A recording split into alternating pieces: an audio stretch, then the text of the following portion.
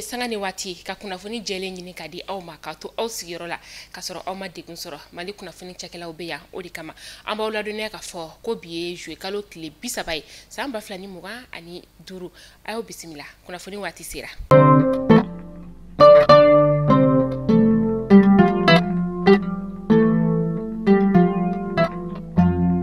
Kunnafoni daminɛ bi an ka kɛlɛkɛcɛw ka ɲɛmaa ni o ye état major général des armées k'a b'a da jamana kɔnɔden bɛɛ lajɛlen kulo kan ka taa se diɲɛ seleke naani maa bɛɛ lajɛlen kulo kan ka fɔ ko juillet kalo tile 16 tɛmɛnen san 2025 an ka kɛlɛkɛcɛw ni o ye an ka fintigilakaw ye u ye larawuli dɔ ni ka o kɛ kidalikaw olu fɛ yen nɔ kidali bɛ an ka jamana kɔrɔyan fanfɛla o la larawuli yɛrɛ fɛnɛ senfɛ sa a yɛrɛ ka fɔ u ye tɛgɛ da fɛn min ye kalogɛlɛn diinɛ tigilamaw ka cɛba dɔ ye ni ale bɛ Al-Qaida kɔni o la nin cɛba in yɛrɛ kɔni ye ale jɔyɔrɔ ka bon kalogɛlɛn diinɛ tigilamaw fanfɛ kosɛbɛ diɲɛ seleke naani yɛrɛ fɛnɛ o kɔnɔna la k'a ye ka fɔ ko ala ni an ka fintigilakaw olu ka baara ɲɛdɔn fɛ ani ɲɛfɔli minnu fɛnɛ kɛra u ye n'u ye baara kɛ o sira fɛ u sera k'a tɛgɛ da nin cɛba in yɛrɛ kɔni ye ale kan an ka kɛlɛkɛcɛw ka ɲɛmaa ko k'a b'a da bɛɛ lajɛlen kulo kan ka fɔ an ka fintigilakaw u bɛ u seko n'u damayira bɛɛ lajɛlen na walasa basigi ale bɛ se ka segin ka na an ka jamana ale kɔnɔna la cogoya min na bɛnbagacɛwale tigilamaw mana kɛ yɔrɔ yɔrɔ u bɛ tugu nɔfɛ ni ka garan daw la. Kalogɛlɛn diinɛ tigilamaw olu bɛ ka sira bɛɛ lajɛlen ni ka o bɔ walasa ka se ka mana ni ka o da an ka fintigilakaw kɔni ɲɛ la u mana kɛ sugu o sugu la an ka fintigilakaw bɛ bɔ u ni san cɛ o de siratigɛ la sa kalogɛlɛn diinɛ tigilamaw kɔni ala de minɛ ni ka bolimafɛn kɔni manalama ka o kɛ ka mana da an ka fintigilakaw kɔni ɲɛ la bolimafɛn min yɛrɛ kɔni n'i y'a jɔlen a bɛ k'i ɲɛna k'a fɔ ko bolimafɛn yɛrɛ de kɔni don nka o tɛ dɛ manalama de kɔni don a dabakun ye min ye o de ye an ka fintigilakaw ka pankuru min bɛ yen nɔ ni o ye drone ye n'a bɛ bɛnbagacɛwale tigilamaw ɲini sanga ni waati kɔni o ka se ka nin bolimafɛn ninnu kɔni ni ka tiɲɛni don olu kunna walasa u ka se ka an ka fintigilakaw ka lahalaya ni ka o dɔn cogoya min na nka an ka fintigilakaw ka baara ɲɛdɔn ani u ka ɲɛsigi fɛ u sera ka tɛgɛ da nin minɛn ninnu bɛɛ lajɛlen kan ka tila k'a da maliyɛnden bɛɛ lajɛlen kulo kan ka fɔ baaraw olu bɛ sen na walasa ka se ka ko tɔw ni ka olu ɲɛdɔn.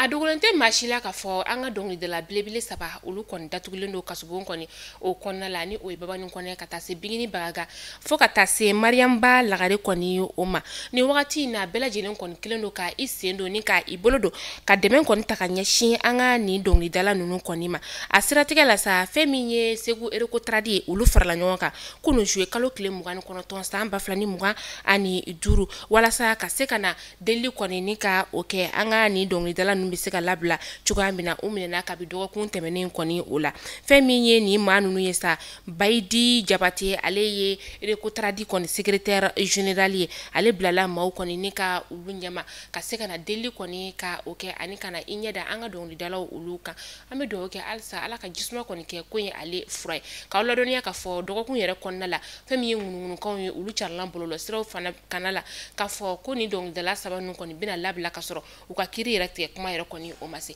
nka an y'a ye k'a fɔ ko hali n'a sɔrɔ k'u kun bɛna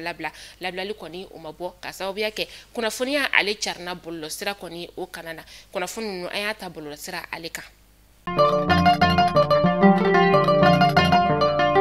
Tayiruba ni ale ye activiste ye an ka jamana kɔni o kɔnɔna la a dɔnnen don bɔlɔlɔsira fɛnɛ kana o la ni a ka cɛmancɛ fanga kɔni o dɛmɛli ye Tayiruba kɔni a minɛna ni ka a don kasobon kɔni o kɔnɔna la k'a sababuya kɛ ko a ye forobanenni kɔni ni ka o kɛ bɔlɔlɔsira o kana la a ka kiiri bololalen don ka septembre kalo tile 29 natɔ ma kɔnɔ san 2025 pôle cybercriminalité ale kɔnɔna la.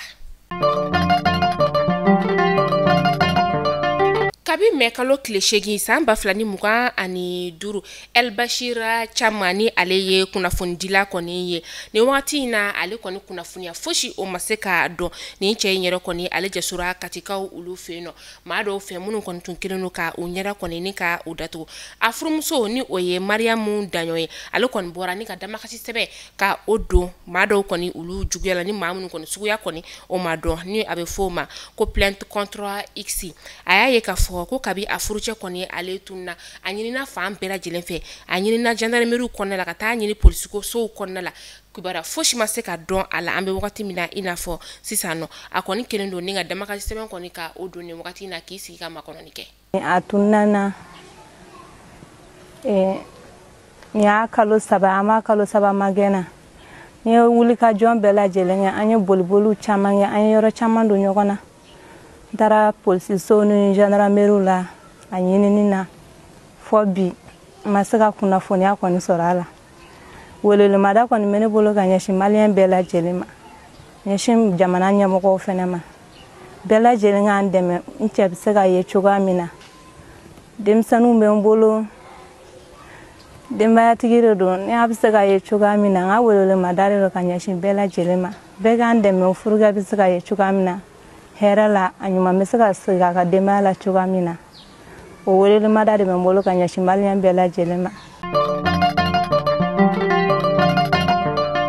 Ambe wakati mina ina fɔ sisan nɔ an ka jamana kɔnɔna la yan nɔ musow kɔni ka furucɛ faga o kɔni bɛ ka yakubaya kosɛbɛ kɔlɔnjɛbakaw olu fɛ yen nɔ muso dɔ kɔni ale ye kolonkalan kɔni kɛ ni ka a furukɛ kɔni ka o bɔnɛ ani na sibiri tɛmɛnen fɛnɛ na ɲɔrɔnkaw olu fɛ yen nɔ muso dɔ kɔni fɛnɛ ye kolonkalan kelen ta ni ka o da a furucɛ kunna ka taa se bese kɔni ma ni ka a kunkolo kɔni ka o dayɛlɛ k'a bɔnɛ ani na o yɔrɔnin bɛɛ lajɛlen na serew ka fɔ la k'a ye cɛ in faga kun min na ka sababuya kɛ cɛ in kɔni ale ye muso filanan kɔni ni ka o de furu o ma bɛ muso fɔlɔ kɔni ye ale ma ni wagati na fɛn min ye gendarmerie ma olu kelen ka sɛgɛsɛgɛliw ni ka olu dayɛlɛ an b'a ye k'a fɔ wagati tɛmɛnenw na cɛw de kɔni tun bɛ ka o furumuso ni ka olu bɔnɛ u ni na nka ni wagati na a bɛ ye k'a fɔ ko kɔni olu yɛlɛmana musow de kɔni bɛ ka violence conjugale ta bi ni ka cɛw kɔni ka olu sɛgɛrɛ. An bɛ taa segekaw olu fɛ yen nɔ sege ale bɛ bankasi o lamini na bankasi o bɛ Banɲangara mara la nin wagati in na couvre-feu kɔni sigira yen nɔ kabi juillet kalo tile 27 san 2025 couvre-feu min ni a bɛna daminɛ su nɛgɛ kaɲa 22 wagati ka taa se sɔgɔmada nɛgɛ kaɲa 6 o wagati ma u ka dugu fan 14 bɛɛ lajɛlen kɔni o kɔnɔna la nin couvre-feu in wagati la a yamaruyalen tɛ sennamatigi o ka ye carré kɔnɔna la ka taa se mototigiw fɛ fɛn min ye bolimafɛn sen naanitigiw olu fɛnɛ ye faraɲɔgɔnkan o balila ka taga se dugu kɔnɔna la ani faraɲɔgɔnkan kelen kelen olu fɛnɛ bɛɛ lajɛlen balila u fɛ yen nɔ.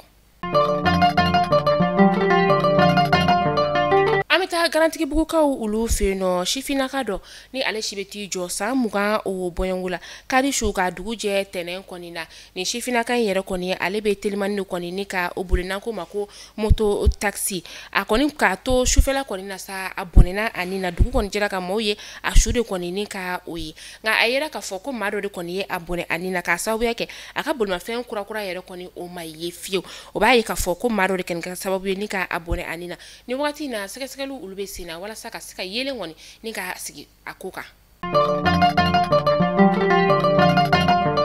An bɛ taa kɔkan kibaru la yanni an ka kunnafoniya ni ka o datugu an bɛ taa laginɛkaw ka jamana o kɔnɔna la a bɛ tile damadama bɔ bi fɛn min ye sanjiba o de kɔni bɛ ka na laginɛ jamana o kɔnɔna la fɛn min ye sanji min yɛrɛ kɔni ye sa ni ale kɔni kɛra sababu ye ka ji kɔni ka o walankata fan caman kɔni fɛ ji walankatali kɛra sababu ye ka maa 15 ni ka olu bɔnɛ u ni na juin kalo yɛrɛ kɔni o daminɛ na ni ji walankatali in yɛrɛ kɔni a sera fo u ka faba yɛrɛ kɔni ale la o ni a lamini a yɛrɛ k'a fɔ ko maaw kɔni ka u hakili to u yɛrɛ la ka sababuya kɛ samiya daminɛ in kɔni na ji walankatali ale fanga ka bon.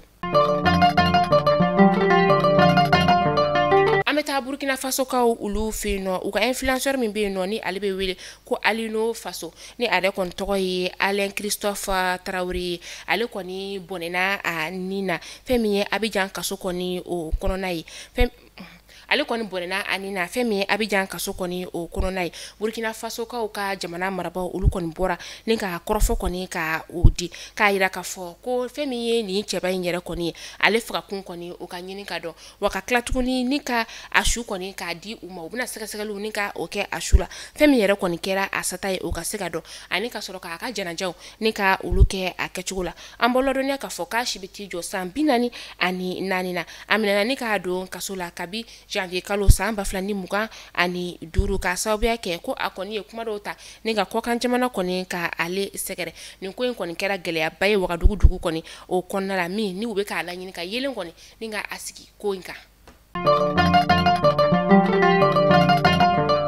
An bɛ beta Côte d'Ivoire ka ulu feno Côte d'Ivoire jamana nyama ni o Alassane Dramane Ouattara kunu abora ninga laseke laseli mina yira kafo ko akoni mina ikambo jamana nyama kala filina ta o nofe mini abena ke octobre kalo kile mugan duru samba flani muga ani duru amolodonia kafo ko Alassane Dramane Ouattara yere koni albe fangala kabi samba flani tan ani kele akani laseli koni make fanga sinamato ulu koni fela koy ani jamana kono dendo fene koni. Je vous annonce aujourd'hui que j'ai décidé d'être candidat à l'élection présidentielle du 25 octobre 2025. Oui, je suis candidat parce que la constitution de notre pays m'autorise à faire un autre mandat et ma santé le permet. Je suis candidat parce que notre pays fait face à des défis sécuritaires, économiques et monétaires sans précédent. Irisu uka délégation do koni o lilami ni uka o délégation nasa uka courant ministry kataka se uka sorla do ministry ma ani femiyo uka patrona ka lasigide ulu koni ye ukunda nyame jamana koni uka jouer kalo kile mugani shigi samba flani muga ani duru jabo oklo garze kera ni kuna fonde manamana bina soro ni gada kelen la bela jelon kloka nala manga jona jona awni ni amenyo ko soro na shini inshallah kuna fon kuro ulu keneka au kambe je wati were